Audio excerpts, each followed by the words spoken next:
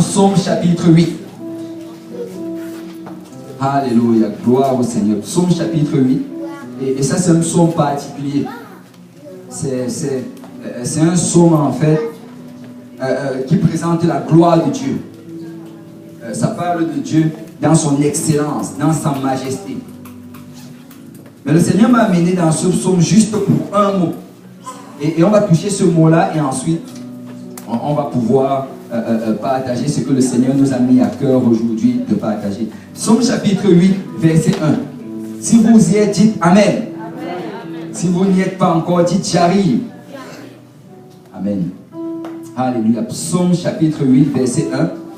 Et si vous n'y êtes pas encore, arrivez à l'écran. Amen. Psaume 8, verset 1. La Bible dit au chef des chantres, sur le Gittite, psaume de David. Éternel notre Seigneur, que ton nom est magnifique sur toute la terre. Ta majesté s'élève au-dessus des cieux. Par la bouche des enfants et de ceux qui sont à la mamelle, tu as fondé ta gloire pour confondre tes adversaires, pour imposer silence à l'ennemi et au vindicatif. Quand je contemple les cieux, ouvrage de tes mains, la lune et les étoiles que tu as créées, qu'est-ce que l'homme pour que tu te souviennes de lui? Et le Fils de l'homme pour que tu prennes garde à lui? Tu l'as fait de peu inférieur à Dieu, et tu l'as couronné de gloire et de magnificence. Tu lui as donné la domination sur les œuvres de tes mains, et tu as tout mis sous ses pieds. Les brebis comme les bœufs, et les animaux des champs, les oiseaux du ciel et les poissons de la mer, tout ce qui parcourt les sentiers de la mer. Alléluia. Et je vais attirer notre attention sur le verset 7. Et le verset 7 dit, tu lui as donné la domination. Que quelqu'un dise domination. Tu lui as donné la domination sur les œuvres de tes mains. La Bible dit que sur toute œuvre que le Seigneur a créée, il nous a donné la domination. Tout envers ton voisin, dis-lui que tu as la domination. Tu as la domination. Et on va parler de cela aujourd'hui, la domination. Il dit, tu as tout mis sous ses pieds. Et avec l'aide du Seigneur, je vais prêcher sur ce message aujourd'hui. Domination. Que quelqu'un dise domination.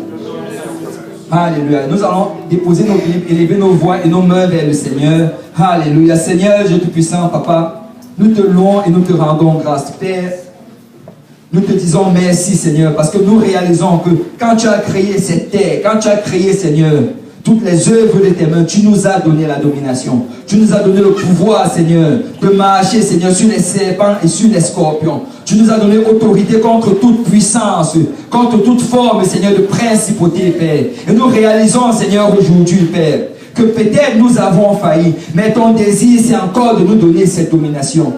Mais nous venons, Seigneur, au nom de Jésus, Papa, afin que tu oignes ce moment. Père, remplis, Seigneur, ce lieu de ta présence. Seigneur, que cette présence qui est ici présentement, Papa, soit manifeste dans la vie de chacun d'entre nous. Oigne-moi le prédicateur, afin que j'apporte cette parole sans crainte ni faveur. Mais oigne-nous tous ensemble ici, afin qu'on soit réceptifs à ta parole. Seigneur, que cette parole trouve une place fertile dans notre cœur et qu'elle produise du fruit qui nous mène jusqu'à la vie éternelle. Seigneur, j'ai vu dans ton saint nom que nous avons prié. Si l'église de Dieu peut dire au nom de Jésus. Alléluia. Si on peut mettre un peu plus d'autorité dans cela. Au nom de Jésus. Alléluia, alléluia, alléluia. Merci Seigneur. Merci Seigneur. Merci Seigneur. Alléluia. Vous pouvez vous asseoir dans la présence du Seigneur. Alléluia. Même assis tout envers ton voisin, dis-lui que nous avons la domination. En Jésus-Christ. Alléluia. Et le titre, c'est Domination en Jésus-Christ. Domination en Jésus-Christ. Vous savez, la signification du mot domination, c'est quand on parle de domination, et j'ai un peu regardé la signification dans le dictionnaire, parce que souvent nous citons certaines choses, mais nous ne saisissons pas la complète signification des choses. Et la signification de domination, ça a plusieurs sens.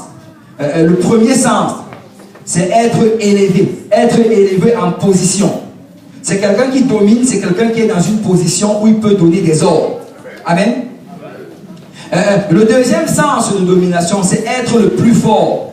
C'est quand on dit que quelqu'un domine, ça veut dire qu'il est le plus fort. Si on dit que quelqu'un domine dans le domaine de la boxe, ça veut dire que c'est le champion du monde. Amen. Quelqu'un qui domine dans le domaine des finances, ça veut dire qu'il excelle dans cela, c'est le plus fort.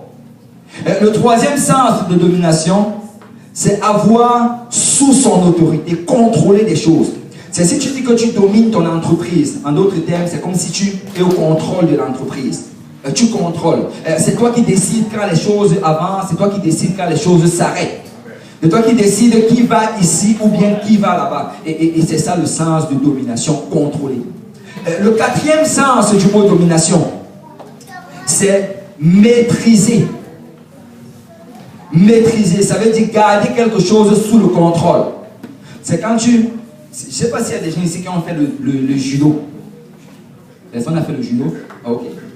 C'est ça. Il y a certains qui ont fait le judo. Bon, le frère Richard se cache, il ne dit à personne. C'est qui? Ah, ok, d'accord, super, super. Ah, ok, le frère Paul, c'est ça. Donc, c'est plutôt le frère Paul qui se cache, il ne disait à personne. Donc, faites attention, n'attaquez pas le frère Paul. Vous ne le voyez peut-être pas, mais faites attention. mais au judo, quand tu es en position de domination, ça veut dire que tu maîtrises ton adversaire, il ne peut plus bouger. Et il est bloqué. Et dominer, vraiment, ça peut avoir tous ses sens. Mais vous savez, la volonté de Dieu, c'est que nous dominions sur les choses de cette terre. Et la volonté de Dieu, c'est que nous dominions sur l'œuvre de ses mains. Regardez dans Genèse chapitre 1, verset 26. La Bible dit qu'après que Dieu ait créé toute la terre, après qu'il ait créé tout l'univers, quand est venu le temps de créer l'homme, regardez le verset 26. Puis Dieu dit, faisons l'homme à notre image, selon notre ressemblance, et qu'il domine sur les poissons de la mer, sur les oiseaux du ciel, sur le bétail, sur toute la terre et sur tous les reptiles qui rampent sur la terre. C'est après avoir créé l'homme, le Seigneur l'a placé, il a dit que tu dois dominer. Tu dois dominer. Tu dois avoir le contrôle sur toutes choses. Tu dois avoir la maîtrise sur toute l'œuvre de mes mains. Rien ne va dominer sur toi, mais c'est toi qui dois dominer. Et là, au verset 27, on dit Dieu créa l'homme à son image. Il le créa à l'image de Dieu. Et il créa l'homme et la femme. Dieu les bénit et Dieu leur dit, soyez féconds, multipliez, remplissez la terre et l'assujettissez. Assujettir, ça veut dire faire des choses de tes sujets, faire des choses de tes serviteurs. Vous savez, nous les enfants de Dieu, nous ne sommes pas appelés à être les serviteurs des choses du monde. Mais les choses du monde doivent être à notre service. Il dit assujettissez et dominez sur les poissons de la mer, sur les oiseaux du ciel et sur tous les animaux, c'est tout animal qui se meut sur la terre. Donc le Seigneur veut que nous dominions. Amen. Le Seigneur nous appelle à dominer. Et la Bible dit que nous serons toujours la tête et non la... Amen. Wow, c'est comme s'il y a des gens qui ne croient pas cela. La Bible dit nous serons toujours la tête et non la... Amen. Un enfant de Dieu doit dominer. Un enfant de Dieu doit toujours être en avant. Un enfant de Dieu ne doit jamais marcher la tête basse. Ne doit jamais marcher étant découragé. Parce que notre Dieu nous donne la domination. Amen. Alléluia. Et dans le psaume qu'on a lu tantôt, quand tu regardes le psalmiste, il est en train de présenter la magnificence de la création de Dieu. Il est en train de présenter comment est excellent le nom de l'Éternel, comment est excellent la création de Dieu, comment est excellent tout ce que Dieu touche. Et je veux te dire aujourd'hui que tout ce que Dieu touche est excellent. Arrête de croire l'ennemi qui essaie de te convaincre que tu n'es bon à rien. Depuis que Dieu t'a touché, tu es excellent. Depuis que Dieu t'a touché, tu dois aller de gloire en gloire, de victoire en victoire. Amen. Parce que ce que Dieu touche, Dieu le rend excellent. Et donc au verset 5, le psalmiste commence à s'exclamer. Il dit, qu'est-ce que l'homme pour que tu te souviennes de lui? Et le fils de l'homme pour que tu prennes garde à lui. C'est souvent, je ne sais pas si ça vous est déjà arrivé, mais souvent ça m'arrive. Souvent je commence à penser à la création tout entière. Vous savez, l'univers est tellement large, l'univers est tellement grand, il n'y a aucun satellite qu'on puisse créer, il n'y a aucune fusée qu'on puisse créer qui soit aussi performante, qui puisse arriver jusqu'au fond de l'univers. Nous n'avons même pas exploré ne serait-ce que le 1/10 de l'univers. Même le 1/100, je dirais. C'est tellement grand. Regardez, on voit souvent cette étoile. Souvent, on va regarder les étoiles. Et on va regarder, wow, cette jolie petite étoile. Est-ce que vous savez qu'une étoile est même plus large que tout le système solaire? Une seule étoile est plus large que tout le système solaire. Et quand tu commences à regarder cela, et quand tu commences à regarder et à contempler la grandeur de l'univers, la grandeur de la création, laisse-moi te dire que ça te donne un peu un aperçu de comment ton Dieu est grand. Parce que si il était capable de créer quelque chose d'aussi grand, c'est qu'il est plus grand. Amen. S'il était capable de... La Bible nous raconte même comment est-ce qu'il a créé cela. La Bible dit qu'il a créé les étoiles. On dit que Dieu créa les étoiles. Juste en une phrase, Dieu créa les étoiles. Vous voyez à quel point il rend cela petit devant ses yeux. Dieu créa les étoiles. Comme si on disait que le pasteur Lionel déposa le séminaire. Juste comme si c'était un jeune enfant. Dieu créa les étoiles. Juste pour dire que l'étoile est tellement petite devant notre Dieu. Notre Dieu est tellement grand et tellement puissant. Mais la Bible dit ici, et je m'exclame souvent avec le psalmisme, qu'est-ce que l'homme? Seigneur, aussi grand qu'est l'univers, aussi grand qu'est la création, qui suis-je pour que tu te soucies de moi? Je suis plus petit qu'une fourmi devant les fourmis, devant le Seigneur. Mais qui suis-je? Et laisse-moi te dire que quand tu commences à regarder cela, des actions de grâce doivent commencer à se bâtir dans ton cœur.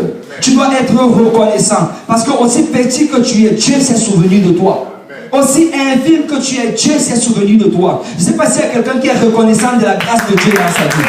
Est-ce qu'il y a des gens qui sont reconnaissants que alors que tu étais dans les ténèbres, alors que tu étais loin de Dieu, ce Dieu si grand a su penser à toi.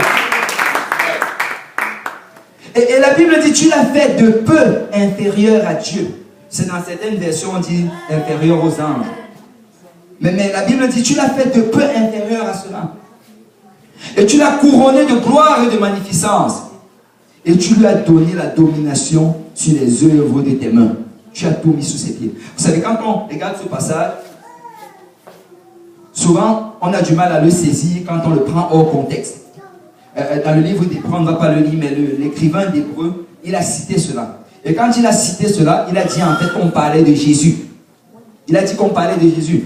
Parce qu'il dit qu'après avoir créé l'homme, quand tu regardes vraiment, comme on l'a dit tantôt, dans le livre de Genèse, quand Dieu a créé l'homme, après l'avoir créé, il lui a donné toute la domination. Mais à cause du péché, l'homme a perdu cette domination. À cause du péché, aujourd'hui, il y a des choses qui dominent dans la vie des hommes. Mais l'écrivain d'Hébreux nous dit que dans ce passage, on est en train de dire que Jésus est venu et il a repris la domination que nous avons perdue. Et ensuite, il nous a donné cela, il a mis cela sous nos pieds. Amen. Il l'a mis sous nos pieds. Donc nous récupérons notre domination en Jésus. Amen. Amen. Et avant même d'entrer dans cela, on va d'abord parler c'est quoi la domination. C'est quoi dominer? Vous savez, on peut dire, oh je domine. Je vis dans une domination en Jésus-Christ. Mais c'est quoi dominer? C'est quoi la vie de quelqu'un qui vit dans la domination? Regardez, dans 1 Roi chapitre 5, on nous parle de Salomon. Vous savez, quand tu étudies la parole de Dieu, quand tu étudies la vie de David et la vie de Salomon, tu réalises en fait que David, on l'appelle Jésus, le fils de David. Et David, en fait, c'était un type de Jésus. David, quand tu regardes vraiment sa vie, pendant toute sa vie, il a passé son temps à combattre. Et il a vraiment suivi le chemin de la gloire que le Seigneur Jésus a suivi. Il était élevé, après il était rabaissé jusqu'au bas, et après encore il était relevé. Et c'est le même chemin que Jésus a suivi. Parce que Jésus, c'est Dieu manifesté en chair. Amen. Jésus, c'est ce Dieu qui était assis sur le trône, mais il s'est revêtu d'une chair. Il a créé une chair du nom de Jésus et il est venu sur cette terre et il a accompli l'œuvre et après cela, il est remonté en gloire. Amen. Et quand tu regardes vraiment David c'est le type de Jésus. Et le règne de David, c'était un règne de combat. David n'a pas arrêté de se battre, de se battre, de se battre. Mais par la suite, quand tu vois Salomon, son fils, quand Salomon arrive, le règne de Salomon, ce n'est pas un règne de combat, c'est un règne de domination. Parce que Salomon n'a pas eu à se battre. Je vais dire de la manière de David. Et on va vraiment le voir ici. Regardez dans 1 Roi chapitre 5, verset 1. La Bible dit, Hiram, roi de Tyr, envoya ses serviteurs vers Salomon, car il a pris qu'on l'avait oint pour roi à la place de son père, et il avait toujours aimé David. Et Salomon fit dire à Hiram, tu sais que David, mon père, n'a pas pu bâtir une maison à l'Éternel, son Dieu, à cause des guerres dont ses ennemis l'ont enveloppé, jusqu'à ce que l'Éternel les eût mis sous la plante de ses pieds. Maintenant, l'Éternel, mon Dieu, m'a donné du repos de toutes parts, plus d'adversaires, plus de calamités. Salomon, il dit à Hiram que, écoute Hiram, David, mon père, n'a pas pu bâtir. David, mon père, a vécu dans une vie de combat. Il n'a pas arrêté de se battre. Il avait toute charge d'ennemis. David se battait contre les Philistins. David se battait contre les Moabites. David était toujours en combat. Et même souvent, il devait se battre contre les hommes de Saül. De Saul, pardon. Donc, il était continuellement en combat. Combat après combat. Combat après combat. Mais Salomon dit que, écoute, là maintenant, je suis dans une position de domination. Et quand tu es dans une position de domination, bien, tu vas agir de la manière comment Salomon a agi dans ce passage. Et la première chose que Salomon a fait, c'est d'abord qu'il a confessé qu'il est dans le repos. Regardez le verset 4. Il dit, maintenant l'Éternel, mon Dieu, m'a donné du repos de toutes parts.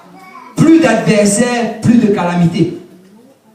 Tu sais, la première chose, quand tu vis dans la domination, la première chose, quand tu sais que tu as reçu la domination du Seigneur Jésus, c'est que tu vis en paix.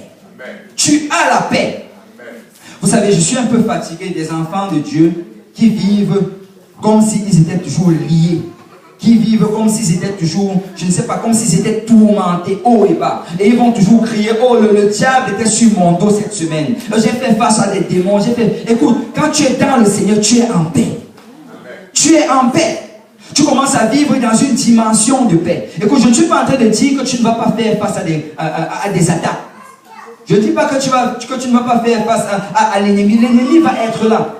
Mais tu sais, comme Salomon, parce que quand tu regardes en fait l'histoire de Salomon, dans le livre de Chroniques, il avait également des ennemis.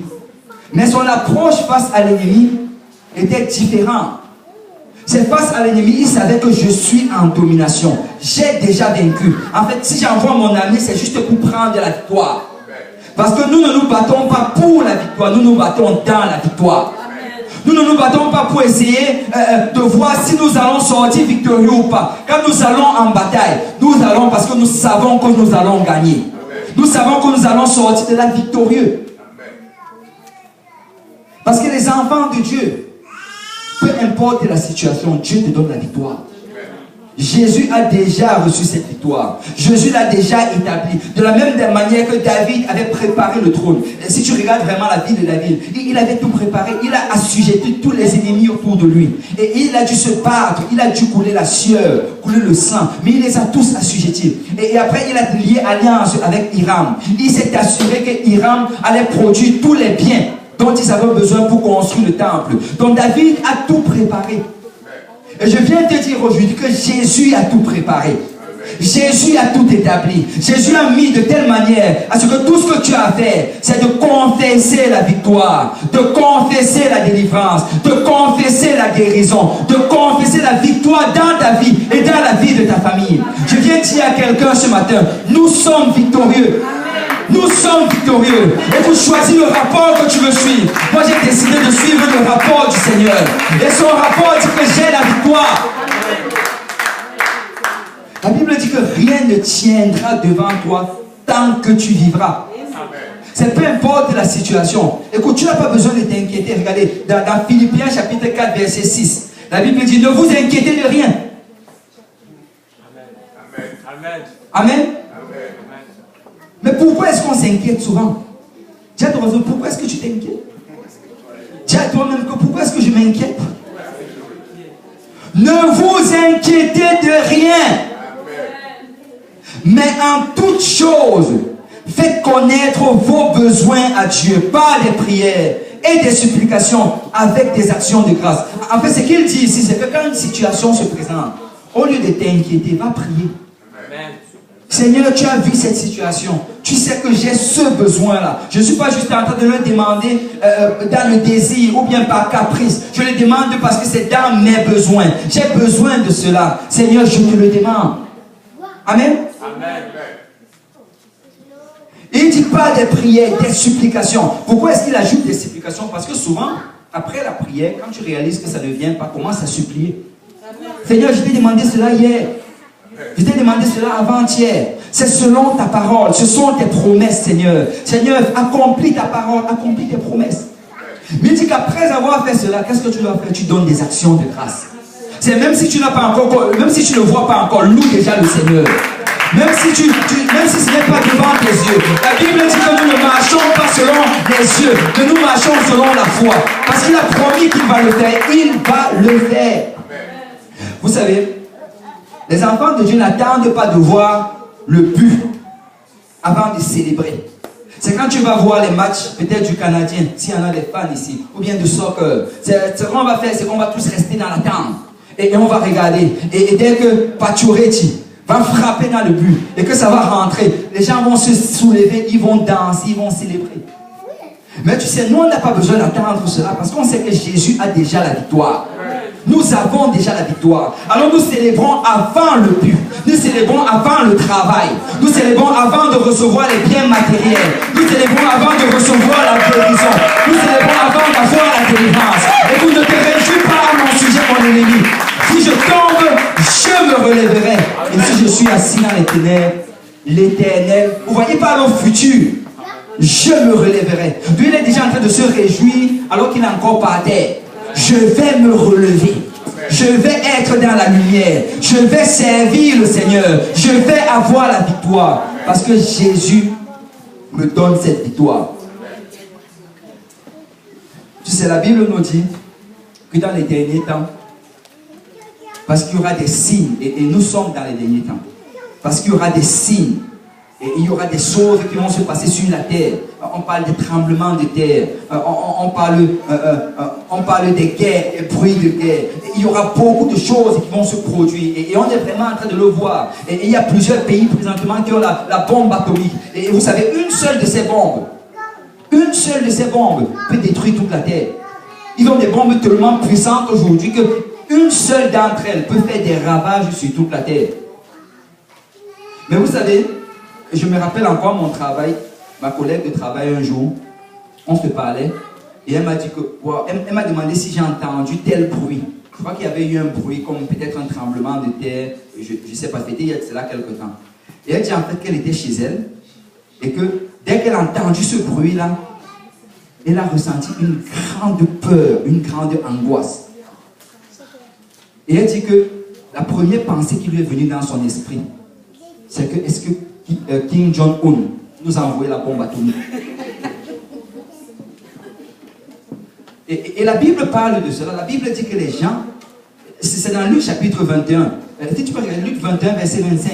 La Bible dit qu'il y aura des signes dans le soleil, dans la lune et dans les étoiles. Et sur la terre, il y aura de l'angoisse. Chez les nations qui ne sauront que faire au bruit de la mer et des flots. Quand on parle de la mer ici, là, c'est le type du monde. Des gens, ils vont entendre ces bruits, ils vont voir toutes ces choses et ils vont être dans l'angoisse. Et nous sommes dans une génération angoissée. Nous sommes dans une génération où beaucoup ont l'anxiété, beaucoup ont la dépression, ils vivent dans la peur continuelle.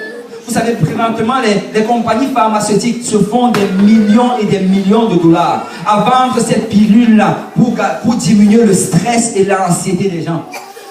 C'est un signe de la fin des temps. Et on dit au verset 26 que les hommes rendant l'âme de terreur, les hommes rendant l'âme de terreur dans l'attente de ce qui surviendra pour la terre, car les puissances des cieux seront ébranlées. On dit que les gens vont rendre l'âme de terreur. Les gens vont être tellement terrifiés qu'ils vont mourir. Ils vont littéralement mourir de peur. Et nous sommes dans ce temps-là présentement. Nous sommes dans ce temps où il y a beaucoup de choses qui vont essayer de nous faire peur. Mais je vais dire à quelqu'un aujourd'hui, en Jésus-Christ, nous avons la paix. En Jésus, nous avons la paix. Nous n'avons pas besoin de nous inquiéter comme le monde.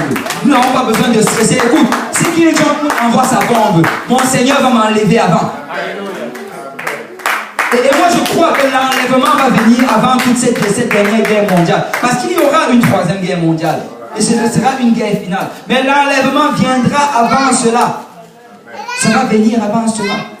Et vous savez, si l'homme ne déclenche pas cette guerre, Dieu va la déclencher pareil. Parce que quand je regarde vraiment le livre d'Apocalypse, les 7 ans de tribulation, c'est la guerre. Ça, c'est vraiment la guerre.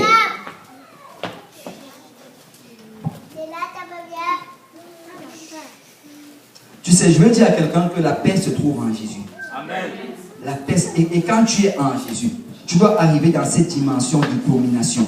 Tu dois arriver dans cette domination où tu n'as plus peur des choses à gauche et à droite. Où tu marches vraiment avec assurance. Où tu es capable de dormir sur tes 2 oreilles parce que tu as la paix. Tu sais, quand tu es en Jésus, tu n'as pas peur des sorciers. Amen. Amen. Amen. Allô? Amen. Quand tu es en Jésus, tu n'as pas peur des sorciers. Amen. Tu n'as pas peur des marabouts. Tu n'as pas peur du vaudou ou bien de toutes ces choses. Et écoute, quand tu es en Jésus, marche avec assurance. Je me rappelle encore, il y a un prédicateur. Peut-être certains d'entre vous le connaissez. Il s'appelle le frère Cole. C'est ça. C'est un de nos anciens. Il a été puissamment utilisé par le Seigneur. Et il a vraiment...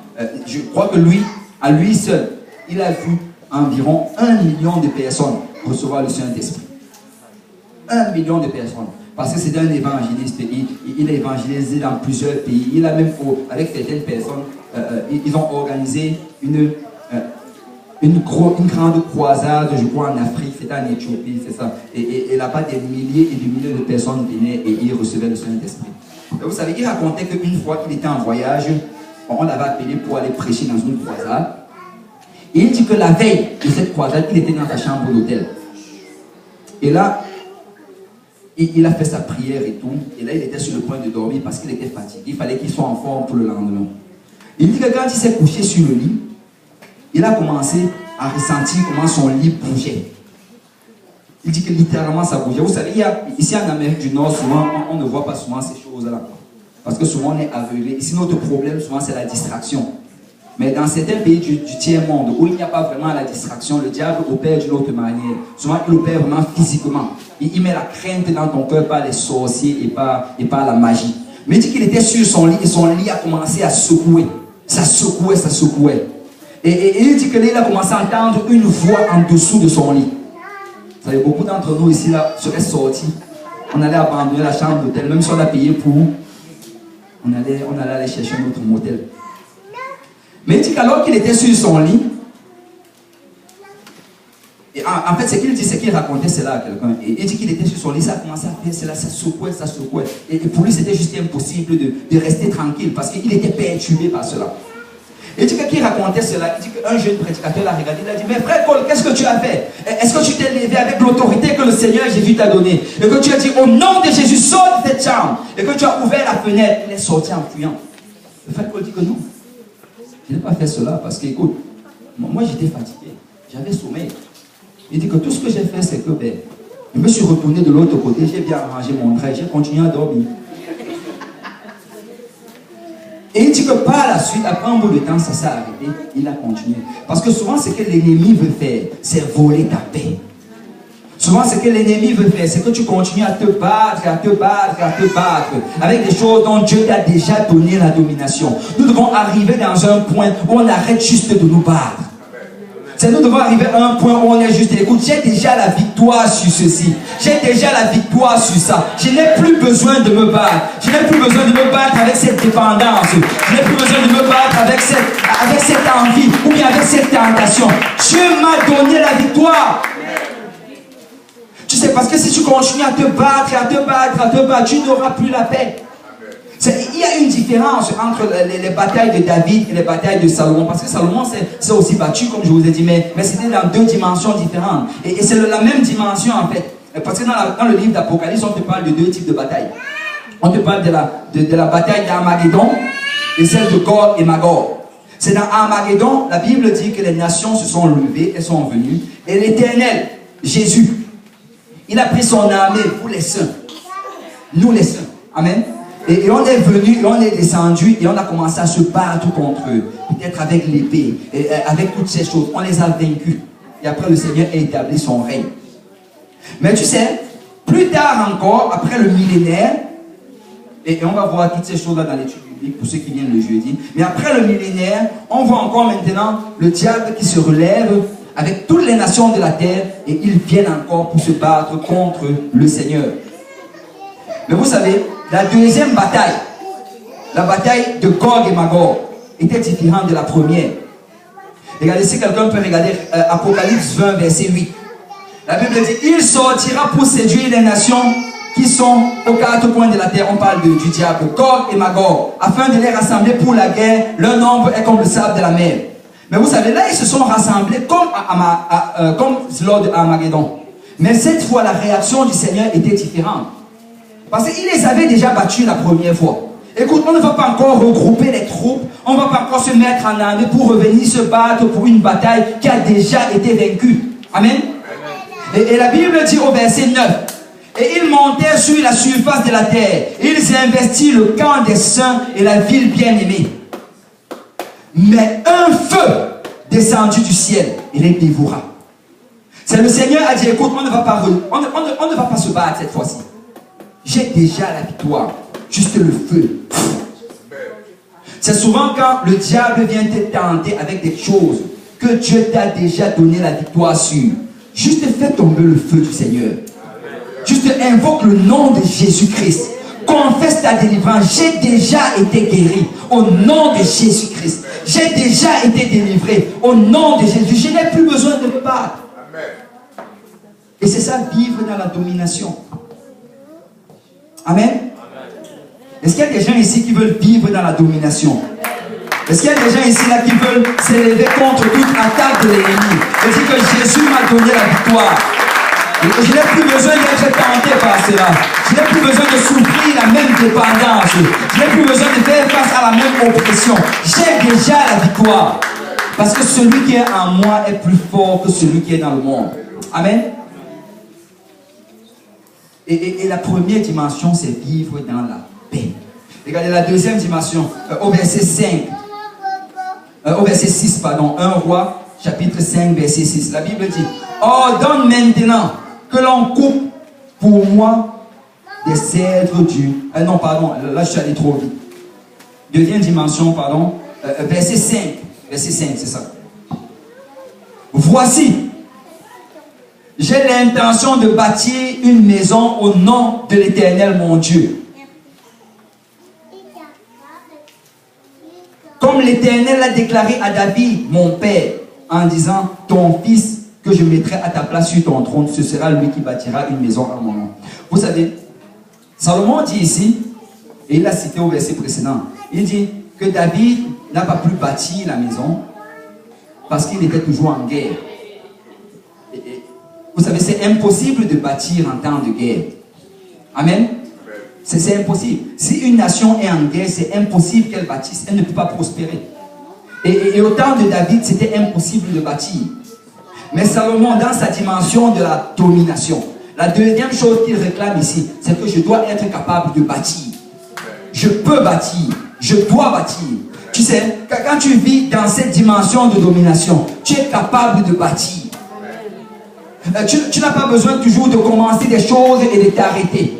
Tu n'as pas besoin de regarder cela et de te dire, oh, je ne vais pas y arriver. Tu es capable de bâtir. Parce que quand tu es en Jésus, tu peux bâtir. Tu peux bâtir. Écoute, tu peux bâtir ta vie spirituelle. Amen. Tu peux bâtir. Et écoute, très souvent, qu'est-ce qui va se passer? C'est qu'un enfant de Dieu va commencer des choses. Peut-être il va commencer la prière. Il va dire maintenant je vais être fidèle avec la prière. Je vais prier tel jour, tel nombre d'heures par jour. Ou bien il va commencer, je vais me joindre à l'équipe d'évangélisation. Ou je vais commencer à témoigner à mon lieu de travail. Mais qu'est-ce qui va se passer? Après un certain moment, l'opposition va se présenter. Souvent ça va être une opposition extérieure. Mais souvent ça va juste être une opposition intérieure. Ou bien même spirituelle. Et quand l'opposition va se présenter, souvent, L'erreur que nous allons faire, c'est que nous allons passer du temps à combattre cette opposition. Mais si tu es toujours dans le combat, tu ne peux pas bâtir. Ça prend que tu dises que, écoute, le Seigneur m'avait convaincu il y a de cela 2 mois, il y a de cela 3 mois, que je devais prier chaque jour. Je vais prier chaque jour. Je vais le faire. Le Seigneur m'avait convaincu que je dois me rejoindre à l'équipe d'évangélisation. Peu importe l'opposition, peu importe les attaques, je vais y aller. Je vais y aller. Et Dieu va m'aider. Parce que c'est lui qui a mis cette conviction en moi. Et c'est lui qui va me donner la capacité. Tu peux bâtir quand tu vis dans la dimension de domination. Et notre problème très souvent, c'est que nous passons trop notre temps à nous battre. Vous savez, je me rappelle encore, j'avais une amie. Elle me parlait de l'église où elle allait. Et je ne suis pas ici là pour essayer de délivrer telle ou telle église. Mais je suis vraiment en train de pointer vers l'attitude qui était derrière cela. Et je crois que c'est un gros problème aujourd'hui. Elle me disait en fait que eux, ce qu'ils ont dans leur église, c'est qu'ils ont une équipe. Une équipe de délivrance. Et il dit en fait que dès que quelqu'un appelle pour dire nous avons tel problème et si telle personne est possédée ou fait face à telle ou telle chose, et il y a une personne de l'équipe qui prend le van et ils passent devant les maisons, ils prennent cette équipe de délivrance, ils arrivent dans la maison et ils prient, ils chassent le démon et après l'avoir chassé, ils se lèvent, ils rentrent. Moi j'ai un problème avec cela. Parce que quand tu es un enfant de Dieu, tu n'es pas censé toujours être en train de te battre. Quand tu es un enfant de Dieu, tu peux juste te lever toi-même. Tu n'as pas besoin d'une équipe. Au nom de Jésus, sors de cette maison. Au nom de Jésus, dehors. Parce que ma maison, c'est le temple de l'Éternel. Ma maison, c'est la demeure de l'Esprit de Dieu. Et aucun esprit impur ne peut demeurer où demeure l'Esprit du Seigneur. Nous devons vivre dans cette dimension de domination. Parce que si tu es toujours en train de te battre, tu ne peux pas construire. Mais je viens dire à quelqu'un aujourd'hui, tu peux construire en Jésus-Christ. Tu peux construire, oh oui, tu peux construire ta vie de prière. Tu peux construire ta fidélité dans le Seigneur. Tu peux même construire dans tes choses séculières. Tu peux commencer à faire des projets. Fais des projets dans le Seigneur. Et si l'ennemi se présente, dis, écoute, j'ai la victoire en Jésus. Amen. Alléluia. Dans la deuxième dimension, la deuxième chose dans cette dimension, c'est que tu peux construire. Dis à ton voisin, tu peux bâtir. Juste entreprends. Entreprends. Dis, je vais commencer à faire ceci. Tu peux bâtir. Et bon, la troisième chose dans cette dimension, c'est le verset 6 maintenant. Le verset 6, Salomon dit à Hiram, ordonne maintenant que l'on coupe pour moi les cèdres du Liban. Il dit, ordonne maintenant. Il n'était pas en train de négocier, il ordonnait. Amen. Regardez ceci. Très souvent, notre prière, c'est comme si on était en train de... c'est comme si on était en train de mendier devant le Seigneur. Souvent, on demande des choses à Dieu comme si on mendiait. Et en passant, souvent quand on parle du Saint-Esprit, pour recevoir le don du Saint-Esprit, il ne faut pas mendier. Ne mendie pas. Souvent, on va prier pour quelqu'un pour qu'il reçoive le Saint-Esprit. Et on va être en train de prier. Oh Seigneur, pardon, donne-lui le Saint-Esprit. Oh Seigneur, pardon. Non, non, non, ne mendie pas. Prends ces choses. Prends-les. La Bible dit qu'il nous donne cela. C'est donné. Écoute, si on te donne quelque chose, qu'est-ce que tu fais? Tu prends. Amen. Et écoutez, si je donne mon téléphone au frère qui est à Nol, si je lui donne, qu'est-ce qu'il fait? Il prend tout simplement. Bon, je ne vais pas lui donner ça parce que j'ai encore besoin de mon téléphone. Mais quand on te donne quelque chose, tu n'as pas besoin de dire, oh s'il te plaît, donne-moi. Non, non, tu le prends. Et si aujourd'hui tu veux recevoir le Saint-Esprit, tout ce que tu as fait, c'est le prendre. Tu le prends dans la louange. Donc les choses de Dieu nous sont données. Amen. Dis à ton voisin, donner. Dieu te le donne. Et Salomon dit ici, ordonne maintenant. Donne-nous ces choses. C'est selon les promesses. Tu as promis cela à mon Père. Amen. Ce sont les promesses que tu as promis à mon Père. Donne-nous ces choses.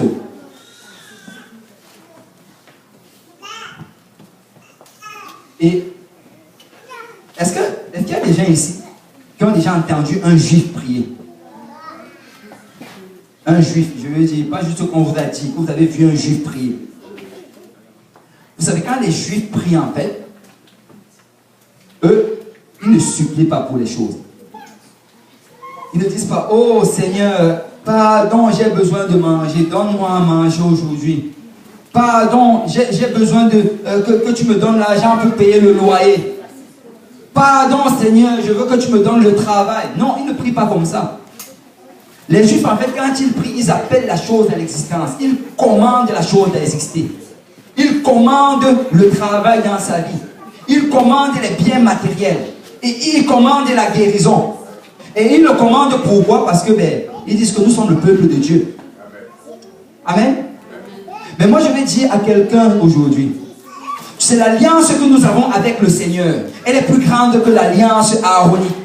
Elle est plus grande que l'alliance que Moïse a fait avec le peuple d'Israël. Notre alliance est sur un fondement solide, sur le nom de Jésus-Christ. Tu n'as pas besoin de supplier pour les choses. Appelle cela à l'existence. Commande la bénédiction dans ta vie. Écoute, si tu ne travailles pas et tu as besoin du travail, commande le travail. Appelle le travail. Au nom de Jésus, je vais trouver du travail. Si tu es malade et tu as besoin de guérison, tu n'as pas besoin même que quelqu'un prie pour toi. Vous savez, souvent on va prier pour aider les gens dans la prière, pour les accompagner. Mais si quelqu'un a vraiment la foi, si quelqu'un vraiment sait quel Dieu il est en train de servir, il peut juste se lever. Au nom de Jésus, je commande ma guérison. Il va recevoir la guérison. Et quand tu es dans la dimension de la domination, tu commandes les choses. Amen. Vous savez, la volonté de Dieu, c'est que nous entrons dans cette dimension. La volonté de Dieu, c'est que nous arrêtons de vivre comme des esclaves, mais que nous vivions comme des rois. C'est que nous commencions vraiment à marcher avec assurance. Que, écoute, peut-être je n'ai pas encore ceci, mais bientôt je l'aurai. Parce que j'ai appelé cela et ma commande est en route. Amen. Et la volonté de Dieu, c'est que nous commençons à marcher en domination. Que peu importe les esprits, peu importe les principautés, que nous puissions nous lever, chasser ces choses hors de la vie de nos enfants, chasser ces choses hors de nos maisons, chasser ces choses hors de nos pensées. Parce que nous devons vivre dans la dimension de la domination. Amen. Mais vous savez, Salomon, il a demandé ces choses parce qu'il savait qu'il y avait droit.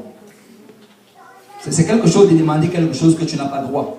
C'est si tu, si tu travailles par exemple à ton lieu de travail et que tu vas voir ton patron, tu dis ok, demain ça va être un jour férié. Écoute, il va te demander qui tu es.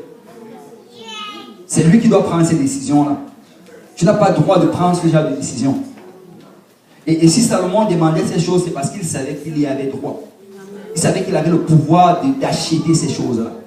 Il avait assez d'argent, il avait assez de richesses, il avait les promesses venues de son Père. Amen. Et là ici, il dit, si tu finis le verset 6, il dit, mes serviteurs seront les tiens, je te paierai le salaire de tes serviteurs tel que tu l'auras fixé. Salomon dit que je réclame tout cela parce que j'ai de quoi payer. J'ai le salaire de quoi payer. Parce que pour vivre dans cette dimension, dans la dimension de domination, il faut avoir de quoi payer. Amen. Je ne sais pas s'il y a des gens ici qui connaissent les 7 fils de Sheba. Les fils de Sheba, la Bible nous en parle dans le livre des Actes, Acte 19. On dit que ce sont les fils des sacrificateurs. Comme ils ont entendu que Paul faisait beaucoup de miracles, eux aussi ils ont dit qu'écoute, qui est Paul? Nous aussi on peut faire la même chose. Ils sont partis et ils ont commencé à prier pour quelqu'un qui était possédé. Et ils ont commencé à prier au nom de Jésus que Paul sort de ce corps. Ils étaient 7. Au nom de Jésus que Paul sort de ce corps. On dit qu'à un certain moment, le démon en lui s'est secoué. Il dit que mais je connais Jésus, je connais Paul, mais vous, qui êtes-vous? Qui êtes-vous? Sous quelle autorité vous parlez de la sorte? Qui vous a donné le droit de venir me chasser? Et on dit dans ce passage que ce démoniaque-là, il s'est levé, il a commencé à se battre avec eux. Et on dit que les 7 hommes, il les a tous frappés, après il les a déshabillés, ils sont sortis de la maison nus. C'est dangereux d'essayer de prendre autorité quand tu n'as pas l'autorité. Mais l'autorité, c'est en Jésus-Christ. Si tu veux prendre autorité dans ta vie, il faut être en Jésus-Christ. Si tu veux avoir la victoire sur les démons, si tu veux avoir la victoire sur tout genre de principauté, même sur la maladie ou bien même sur la dépression, il faut être en Jésus-Christ. Parce que c'est Jésus qui a payé le prix. Amen. Comme je le disais tantôt, le Seigneur nous avait donné la domination par Adam. Mais en Adam, nous avons perdu cette domination. Parce que le jour où nous avons péché, le péché est entré dans le monde. Et ce que nous possédons avant s'est retrouvé entre les mains du diable. Mais la Bible nous dit que Jésus, et c'est ça la bonne nouvelle. La Bible nous dit que Jésus, Dieu, il s'est manifesté en chair. Et il est venu sur cette terre. Et quand il est venu, son rôle, c'était de reprendre cette domination qu'il nous avait donnée. Et il a marché sur cette terre pendant 33 ans et demi. Il savait le prix que ça prenait pour avoir cette domination. Le prix, c'était le sang. Il fallait qu'un sang pur soit versé. Et il a accepté de payer ce prix. Il est allé à la croix. Il a été crucifié. Et la Bible nous dit dans Colossiens chapitre 2, verset 14, il a effacé l'acte dont les ordonnances nous condamnaient et qui subsistait contre nous. Il a détruit en le clouant à la croix. Il a dépouillé les dominations et les autorités et les a livrées publiquement en spectacle en triomphant d'elles par la croix. Et je viens dire à quelqu'un aujourd'hui, si tu es en Jésus, tu as la domination. Si tu es en Jésus, tu as la domination. Tu n'as plus besoin de te battre contre les choses. Tu peux juste appeler la victoire en existence dans ta vie. Tu peux appeler la délivrance dans ta vie. Tu n'as pas besoin même que quelqu'un prie pour toi. Tu peux te lever. Au nom de Jésus-Christ, j'appelle la guérison. Au nom de Jésus, j'appelle la restauration. Au nom de Jésus, j'appelle le salut des membres de ma famille. Au nom de Jésus, j'appelle le salut de mes collègues de travail. Au nom de Jésus, j'appelle la délivrance. J'appelle la guérison. J'appelle la prospérité, aussi bien spirituelle que matérielle. Au nom de Jésus-Christ. Parce que nous avons la délivrance en Jésus. Si on peut tous s'élever dans la présence du Seigneur. Mais si tu es ici aujourd'hui et que tu n'as pas encore obéi à l'évangile, je vais te dire qu'aujourd'hui tu peux prendre possession de cette autorité. Vous savez, quand on parle de l'évangile aujourd'hui, beaucoup de personnes vont dire oui, j'ai déjà entendu l'évangile.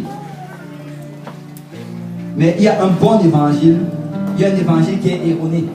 Parce que le diable va toujours essayer de changer ce que le Seigneur a fait. C'est la Bible nous dit dans 1 Corinthiens chapitre 15. 1 Corinthiens chapitre 15 à partir du verset 1. Il dit, je vous rappelle, frère, l'évangile que je vous ai annoncé, que vous avez reçu et dans lequel vous avez persévéré, et par lequel vous êtes sauvés, si vous le retenez tel que je vous l'ai annoncé, autrement vous aurez cru en vain. En fait, il dit ici que la seule manière d'être sauvé, c'est par l'évangile.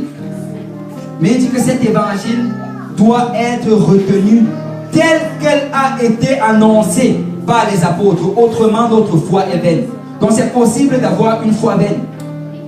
Si l'évangile à laquelle nous avons obéi n'est pas selon l'évangile des apôtres, cette foi est vaine. Et c'est pourquoi beaucoup aujourd'hui, ils disent qu'ils servent le Seigneur, ils disent qu'ils vivent dans la domination, mais ils ne vivent pas dans la domination parce que l'évangile n'a pas été fait de la bonne manière. Et là maintenant au verset 3, il nous dit c'est quoi l'évangile? Il dit, je vous ai enseigné avant tout, comme je l'avais aussi reçu, que Christ est mort pour nos péchés selon les Écritures. La première partie de l'évangile, Christ est mort. Que quelqu'un dise, Christ est mort. Christ est mort. Mais vous savez, la mort de Christ en elle-même, ce n'est pas ça l'évangile toute seule. Parce que la mort de Christ, en fait, ce n'est pas une bonne nouvelle que quelqu'un soit mort. Parce qu'il dit par la suite qu'il a été enseveli. Et même l'ensevelissement, écoute, moi je ne trouve pas qu'ensevelir quelqu'un c'est quelque chose de joyeux. Parce que ça c'est uniquement la deuxième partie. pour que l'évangile soit une bonne nouvelle, il faut que les trois parties soient ensemble. Et il dit, et qu'il est ressuscité le troisième jour, selon les Écritures. L'évangile, c'est la mort, l'ensevelissement et la résurrection de Jésus. Vous savez, très souvent, quand on prêche l'évangile, les gens l'écoutent juste. Oh oui, que Christ est mort, Christ est enseveli, Christ est ressuscité. Oh oui, bien. Mais vous savez, moi j'aime l'attitude de l'église primitive. Parce que quand on prêchait un principe de la parole, il demandait l'application de cela. Oh frère, que ferons-nous? Qu'est-ce que je dois faire? Tu dis que Christ est mort, Christ est ressuscité, que Christ est mort, Christ est enseveli, Christ est ressuscité. Qu'est-ce que je dois faire? Et moi, ma prière vraiment, c'est que l'église d'aujourd'hui soit une église qui cherche à comprendre l'application du principe. Que quelqu'un dise, que dois-je faire? Et au verset 38 de Actes chapitre 2, la Bible, Pierre leur répond. Pierre dit, répandez-vous et que chacun de vous soit baptisé au nom de Jésus pour le pardon de vos péchés et vous recevrez le don du Saint-Esprit. Tu sais, Christ a fait trois choses, mais nous aussi nous devons faire trois choses. Christ est mort, nous devons nous repentir. C'est la repentance, c'est une mort spirituelle. C'est un endroit où tu décides qu'à partir d'aujourd'hui, l'ancien homme est mort. Je ne vais plus vivre comme je vivais avant. Je vais arrêter de mentir. Je vais arrêter de tricher. Je vais arrêter de vivre dans la débauche ou bien dans toute genre de vice. À partir d'aujourd'hui, je change de direction. Je commence à regarder vers Jésus-Christ. C'est ça la repentance. La mort. La deuxième partie, Christ a été enseveli. C'est quand on a enseveli quelqu'un, on le met 6 pieds sous terre. L'ensevelissement, ce n'est pas juste verser un peu de terre sur le cercueil de quelqu'un. Aujourd'hui, il y a des gens qui baptisent en prenant juste un peu d'eau, ils versent sur la tête. Ce n'est pas ça l'ensevelissement. Parce que la Bible dit que nous avons été ensevelis avec Christ par le moyen du baptême. Parce que le baptême d'eau au nom de Jésus, c'est pour s'identifier à l'ensevelissement de Christ. Et tu sais, la deuxième partie de l'évangile, c'est le baptême. Nous devons être baptisés au nom de Jésus-Christ pour le pardon de nos péchés. Écoute, très souvent tu vas voir, oh Jésus m'a pardonné. Mais si tu n'as pas encore été baptisé au nom de Jésus, Jésus ne t'a pas pardonné. Parce que la Bible nous dit pour le pardon de nos péchés. C'est pour le pardon des péchés. Et dans Acte 22, 16, on ne va pas l'afficher, mais vous pourrez le voir plus tard. Quand est venu le temps où Paul devait se convertir, il a dit, Ananias lui a dit, que tardes-tu? Lève-toi, sois baptisé et lavé de tes péchés en invoquant le nom de Jésus. Parce que le baptême, c'est un lavement. Le Seigneur lave tous les péchés que tu as fait depuis ton enfance. Mais la troisième partie de l'évangile, c'est le don du Saint-Esprit. Il dit, vous recevrez le don du Saint-Esprit. Vous savez, le don du Saint-Esprit, quand tu le reçois, c'est pour s'identifier à la résurrection de Jésus-Christ. Écoute, la Bible dit ceci. Si l'Esprit qui a ressuscité Jésus d'entre les morts habite en vous, l'Esprit qui a ressuscité Jésus d'entre les morts rendra également à votre corps la vie par son Esprit qui habite en vous. Et qu'est-ce qu'il dit en fait? C'est que quand tu reçois le don du Saint-Esprit, il n'est pas juste en train de parler de la vie qu'on va avoir pour l'éternité, mais parle de la vie sur cette terre. Ça va rendre la vie à ton corps. Écoute, si avant tu avais du mal à servir le Seigneur, le Saint-Esprit te donne la puissance de vivre pour Dieu. Si avant tu avais du mal à résister à la tentation, le Saint-Esprit te donne la puissance de résister à la tentation. Si avant tu avais du mal avec une dépendance quelconque, le Saint-Esprit te donne le pouvoir de pouvoir marcher au-dessus de cela. C'est Christ l'a fait, mais nous également nous devons le faire. Et quand tu le fais, tu peux te lever avec assurance et dire, je vis dans la domination. Je vis dans la domination. Tout se trouve sous mes pieds. Ennemi, tu es sous mes pieds. Satan, tu es sous mes pieds. Maladie, tu es sous mes pieds. Parce que en Christ, j'ai la domination. Est-ce qu'il y a des gens qui ont la domination en Christ aujourd'hui? Alléluia. Gloire au Seigneur. Gloire au Seigneur. Alléluia. On va prendre le temps de s'avancer comme on le fait d'habitude. et les garçons à ma gauche, les filles à ma droite. Et on va juste prier. Et on va encore rappeler aujourd'hui cette domination dans notre vie. On va confesser cela. Écoute, n'avance pas aujourd'hui avec tristesse. N'avance pas aujourd'hui le cœur abattu. N'avance pas aujourd'hui comme si tu étais dans la défaite. Avance aujourd'hui réalisant que ton Seigneur, ton Dieu te donne la domination. Il te donne le pouvoir, alléluia, contre toute forme d'ennemi. Il te donne le pouvoir contre toute forme de tentation. Alléluia, alléluia, alléluia. Alléluia. Mais vous savez, avant cela, nous allons d'abord, si je peux avoir l'attention de tout le monde, nous allons d'abord faire une prière de repentance. Parce que pour être en position d'autorité, il faut d'abord être en règle avec le Seigneur. Amen. Donc nous allons d'abord nous mettre en règle avec le Seigneur. Nous allons demander au Seigneur pardon pour nos péchés. Et après avoir fait la prière de repentance, nous allons louer le Seigneur. Et s'il y a des gens ici qui n'ont pas encore reçu le don du Saint-Esprit avec l'évidence de parler en d'autres langues, selon la parole de Dieu, le Seigneur va les remplir.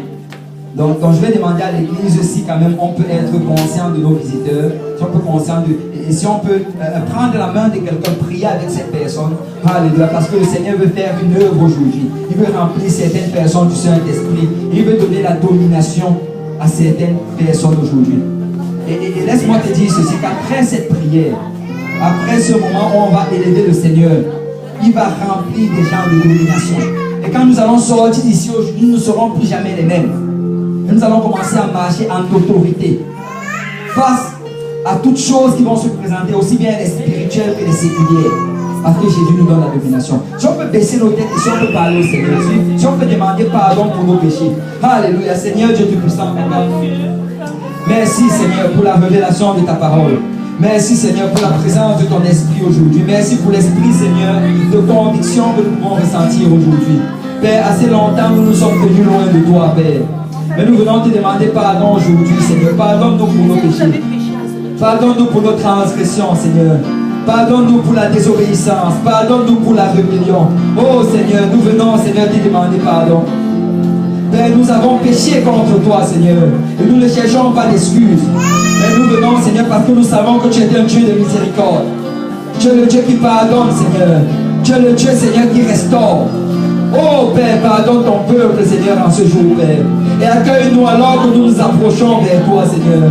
Père, mets encore en nous, Seigneur, cette assurance, Papa. Mets encore en nous, Seigneur, cette autorité, Seigneur, afin que nous marchions dans la domination, Papa. Car, Seigneur, telle est ta volonté, Seigneur, en ces jours, Père. Que nous ne nous laissons pas impressionner par les choses du dehors, mais que nous marchons, Seigneur, en nouveauté de vie. Alléluia. Si quelqu'un peut élever sa voix vers le Seigneur, alléluia. Si tu peux louer le Seigneur, alors que tu loues le Seigneur, il va te remplir de son esprit. Alléluia, alléluia. Alléluia, alléluia. Alléluia. Je me demande si on peut se lever. Je ressens vraiment si on peut se lever. Et en se levant, alléluia, si on peut juste louer le Seigneur. Parce que nous prenons cela, parce que nous y avons droit. Alléluia. Nous sommes en train de supplier le Seigneur.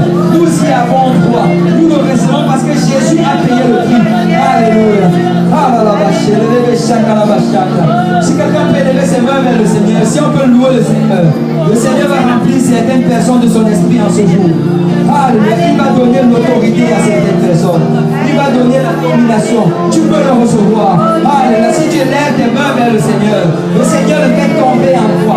Et tu vas avoir la victoire au nom de Jésus-Christ. Parce qu'il te la donne. Je le reçois au nom de Jésus. Je le reçois au nom de Jésus. Je le reçois au nom de Jésus.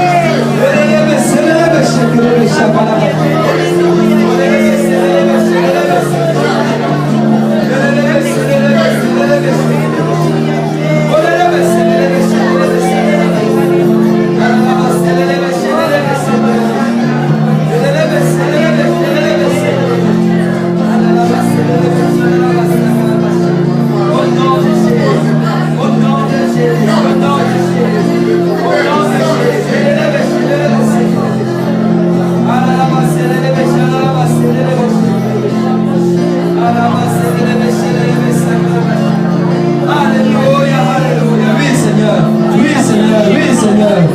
Alléluia, alléluia. Oui, Seigneur.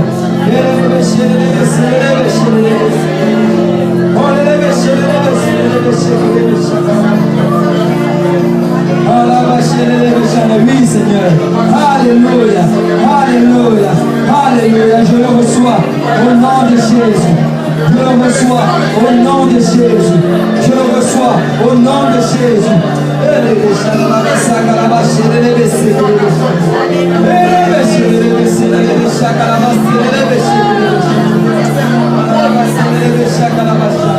Au nom de Jésus, au nom de Jésus.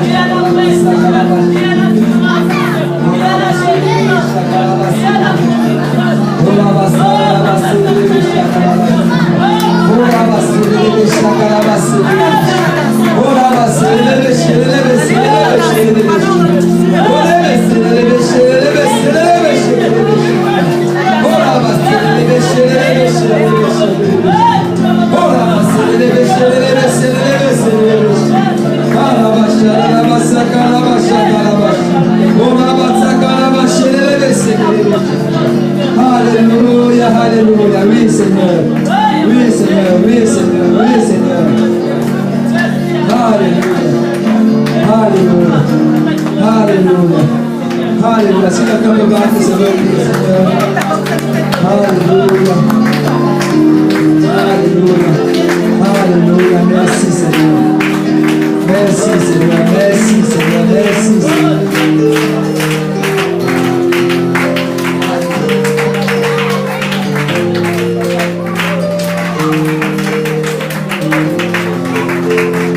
Alléluia. Alléluia. Alléluia. Vous savez, pour rentrer dans cette dimension de ce que si tu peux traduire, pour rentrer dans cette dimension de domination, ça prend d'être dans l'alliance avec le Seigneur. Regardez, la Bible dit que l'Église pousse du Christ. Tu sais, avec le Seigneur, ce n'est pas comme selon notre système légal d'aujourd'hui, avec les conjoints de fait. Avec le Seigneur, c'est le mariage. C'est quand tu es en conjoint de fait, tu n'as pas d'obligation. Mais tu sais, en même temps aussi, tu es à risque parce que tout ne t'appartient pas. Mais dans le mariage, tout ce qui est à ton époux est à toi. Dans le mariage, tu sais, tu as accès au compte bancaire de ton époux. Tu as accès à tous ses biens parce que tout ce qui est à lui t'appartient. Mais si nous allons vivre dans la dimension de la domination, c'est uniquement si nous nous marions en Christ. Et le mariage dans le Seigneur, c'est obéir à l'évangile. Le mariage, c'est être revêtu de Christ. La Bible dit dans Galates chapitre 3, verset 27. Tous ceux qui ont été baptisés en Jésus-Christ ont revêtu Christ. Tu sais, quand on te plonge dans l'eau au nom de Jésus, quand tu ressors de l'eau, peut-être toi tu ne le vois pas, mais tu es vêtu de Christ. Et le diable le voit. C'est pourquoi quand tu te lèves et que tu parles avec l'autorité de Jésus-Christ, il n'a pas le choix que d'obéir, parce qu'il voit Christ en toi. Et si quelqu'un aujourd'hui veut vivre dans cette dimension de domination, ça prend d'obéir à l'évangile. Nous avons des vêtements de rechange, nous avons de l'eau pour le baptême. Nous pouvons te baptiser au nom de Jésus-Christ. Et laisse-moi te dire que quand on te baptise au nom de Jésus, tout change dans ta vie. Tout change. Parce que tu appartiens à Christ. Tu as le nom de Jésus et tu as l'autorité du Seigneur Jésus. Amen. Alléluia. Donc s'il y a quelqu'un qui désire te baptiser, il peut me voir, et on va s'arranger à ce que ça se fasse. Mais là, nous avons terminé avec le service d'aujourd'hui. Si tu peux tourner vers ton frère et vers ta soeur et tu dis domination en Jésus-Christ. Alléluia. Que le Seigneur vous bénisse.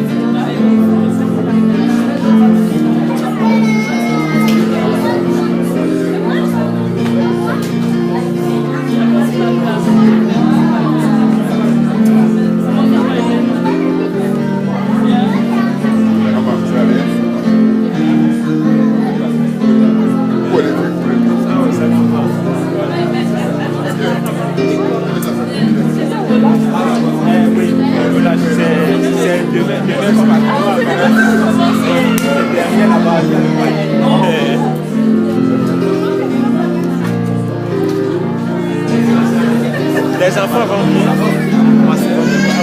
C'est comment? Là-bas.